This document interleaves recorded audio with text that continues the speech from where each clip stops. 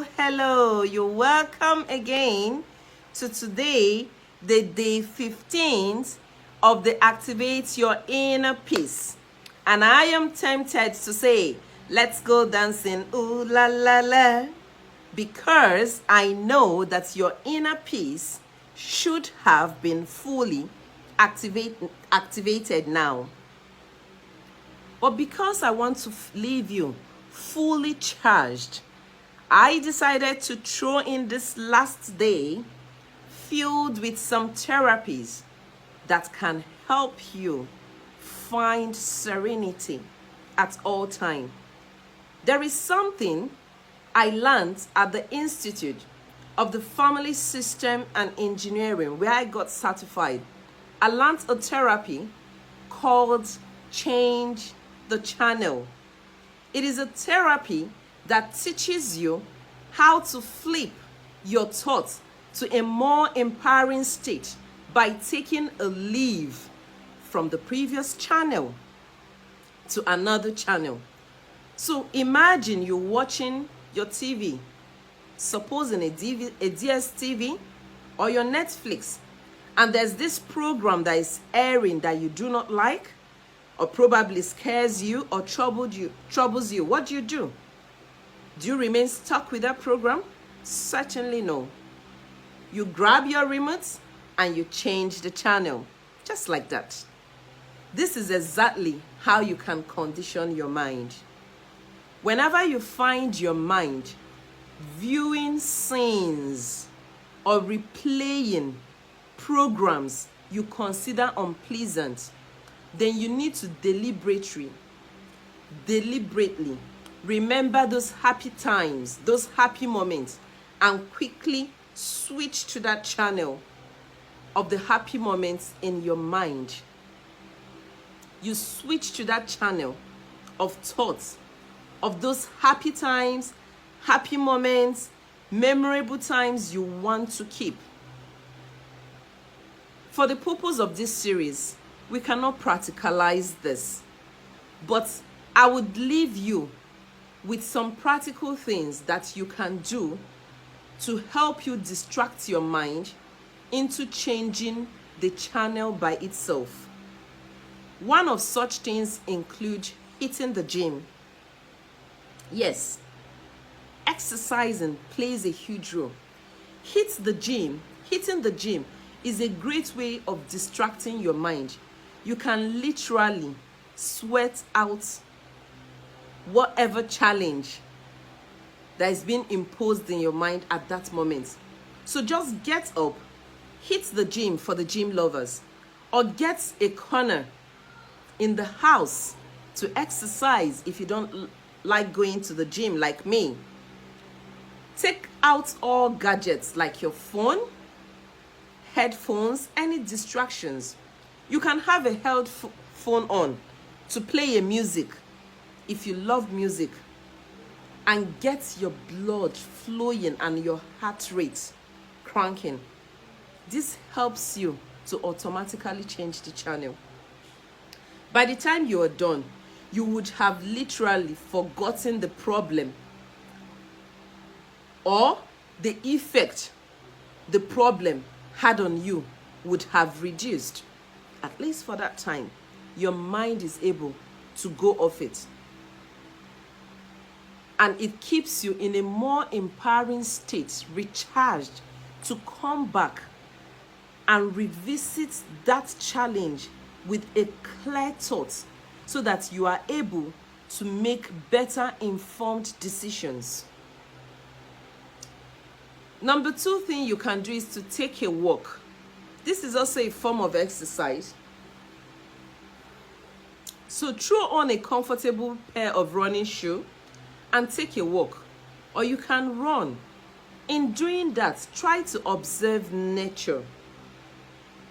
Nature have a way of calming the mind. Running will not be a bad idea, like I said earlier, if you love to run. But have a destination in mind, whether you're running or you're walking, and try to keep your focus on reaching that destination. The combination of the physical exercise with the focus eliminates all forms of distractive thoughts that might be creeping up in your mind. A great music playlist would be a wonderful companion in doing this. It helps you to clear your head and help you escape from the challenge at the moment, hence equipping you to come back prepared to handle it. Number 3 thing you can do is to go for a punch. Go for a punch. Yes, this have been proven to be a great anger therapy management, but it also helps as a therapy to calm you. Sometimes you just need to hit something and let out a little scream in order to be calm. When next you feel enraged, get a punch back and hit it so hard. If boxing is your thing, or if boxing isn't your thing, then you could hit a golf ball. Just drive the golf ball many yards away, and this would help you feel better. So here are some tips and advice for attaining peace of mind. Maximize the time you spend on screen. We've looked at several practices, several therapies, but it's important to leave you with these tips. You need to minimize. You need to minimize your screen time and the time spent reading news, because there are some fake and negative news out there that can disrupt your emotion. Some of these news are negative. Why think about them and let them stress you up? Why feel stressed and anxious when you can do nothing about them? So the best thing is to minimize the consumption. Remember, your senses, the 5 senses of the human body, are filters through which information gets into your mind. And this information are being processed by your senses at millions of bits per second. We have seen that in the previous series. Why punish yourself when you cannot control it, when you cannot handle it? The best thing to do is to stay away from the news and media for a while until you are able and ready to handle it. Nobody knows when this is, only you. Nobody can determine when you should come back to the media, only you. So you need to protect your mental health and preserve yourself and your sanity. Number 2 tip is to stay away from conversations that do not empower you. Stay away from negativity and restless people. Negative and restless people, you need to stay away from them. You don't want their words, their thoughts, their vibes to get into your subconscious and affect your mood and your state of mind. Number 3 tips is to learn to let go and do not hold grudges. Forgive and forget. Harboring wrong hurts, harboring pain, harboring what people have done to you hurts you more and deprives you of sleep. And I bet this is not where you want to be. By forgiving, you are at a place of peace, and it makes you manage anger and resentment better, such that they go away. Even when people don't deserve it, forgive them anyway, for your own sake. The 4th tips I will be giving to you today is to be happy for others' growth and success. Do not be jealous or compete negatively. Underline the word compete negatively. I believe competition is healthy when you do it positively. Because truth be told, human beings are competitive beings. You need a push from another person to be energized to do a certain thing. It might not be in every phase of your life, but there might be a phase in your life that you need to see someone who is succeeding in it in order to push you to succeed. Now, the healthy competition there is that you try to learn not to combat. And that is why I say, do not compete negatively. Doing this portrays you as someone with a low self-esteem. You need not feel inferior to anyone. You need not feel inferior to other people. Identify your superpowers. Identify your strength and activate them. Every human have got theirs. You only need to activate them. You only need to identify them.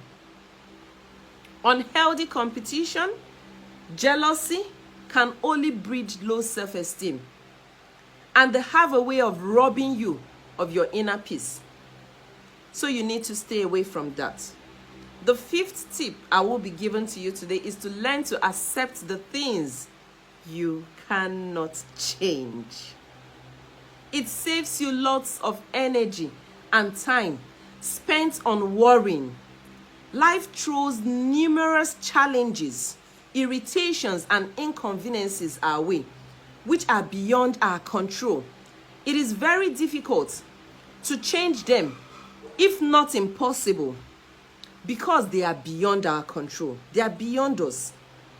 Hence, we must learn to put up with such things if we really need them and accept them cheerfully. Make the best out of whatever situation life has presented you with. The sixth tip here is to let go of the past.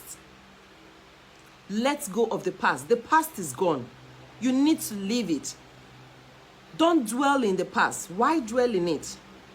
Let bygones be bygones. Focus in the present. Focus in the moment. And let your unpleasant past go away. Heal and let go. Of what advantage is it invoking unpleasant emotions, unpleasant memories, and getting immersed in them just to drain yourself of your serenity, just to drain yourself of your inner peace? You are worth much more than that. So you need to let go of your past. The seventh tip I will be giving to you is to practice staying patient and tolerant with everyone. Family, friends, co-workers, employees, employers, practice being patient and tolerant, because life will not present you with all goodies. You certainly will come across different people. Hence the need to be patient and tolerant. This is a great exercise in strengthening your self-control and discipline, and it helps you to stay peaceful in the event of unpleasant situations.